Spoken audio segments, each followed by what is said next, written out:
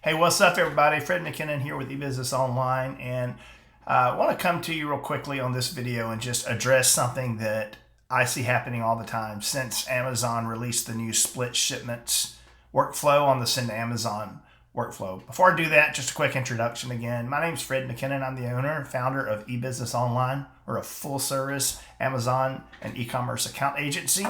Can completely manage and take care of all your Amazon seller needs, as well as one-off individual consulting as needed.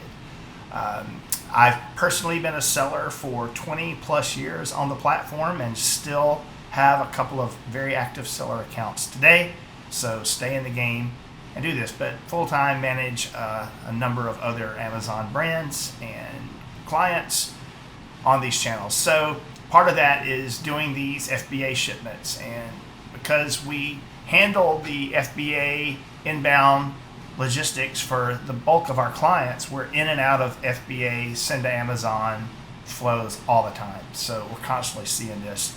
And you've probably, like me, been in the situation where you're actually trying to get Amazon to give you an optimized split where they'll give you 5 locations where you don't have to pay the fees.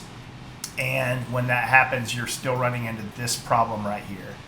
So the same thing's happening to us now.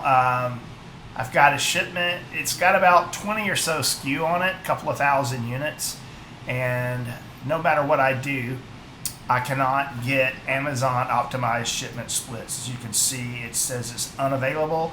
Partial shipment splits are unavailable. So the best that it's going to give me is 3 shipments, which in addition to costing me, upward to $1,500 in LTL fees or $740 in UPS fees, it's going to cost me an extra $600, rounding up, of course, in placement fees, which I'm trying to avoid on behalf of my client. So if you've encountered this, the key is to simply read what they tell you here, okay? This shipping plan does not qualify for the Amazon optimized or partial shipment split options. Factors that affect this include shipping quantities. I'm fine on shipping quantities, I assure you that. Multi-SKU boxes and geographical demand. Now, there definitely were some multi-SKU boxes. With this particular client, everything we send is in case quantity.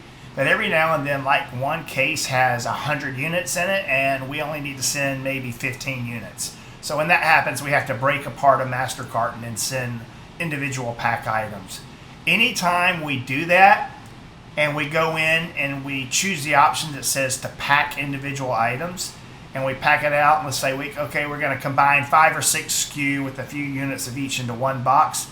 Anytime that we do that, it busts up our ability to do the optimized shipment splits. So the first thing you need to do is only send in case pack quantity.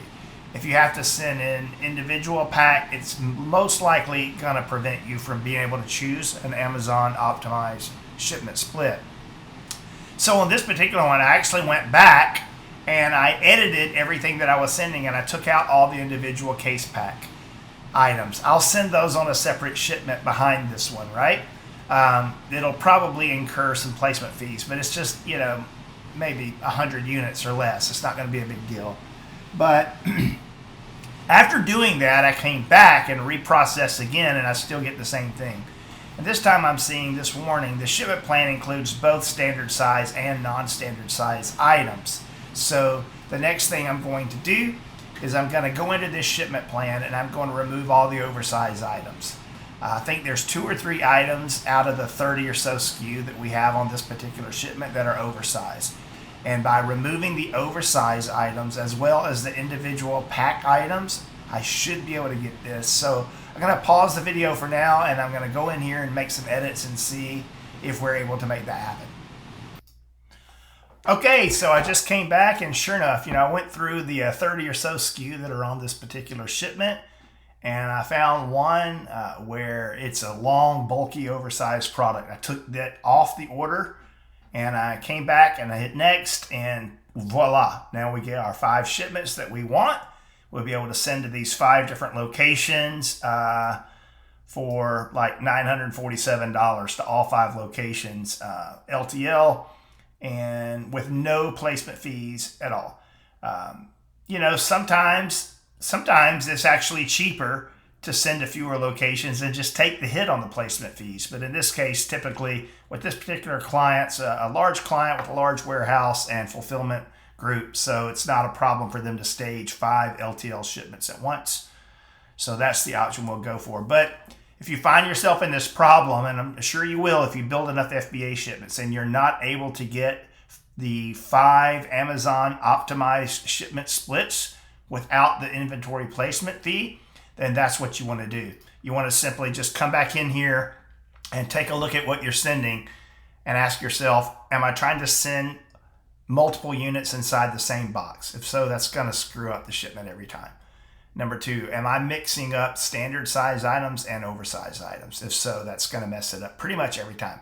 So you just take those out and then get everything optimized the way you want it. And then you just make a new shipment with the other stuff and let those other straggler items, hash them out however you can. All right, so that's it. Hey, always want to ask you, if you're enjoying this content, I would appreciate if you would subscribe to the channel. Simply click that subscribe link here on the video and hit the little bell notification to let us know that you're subscribed and you're getting notifications, and then give us a thumbs up.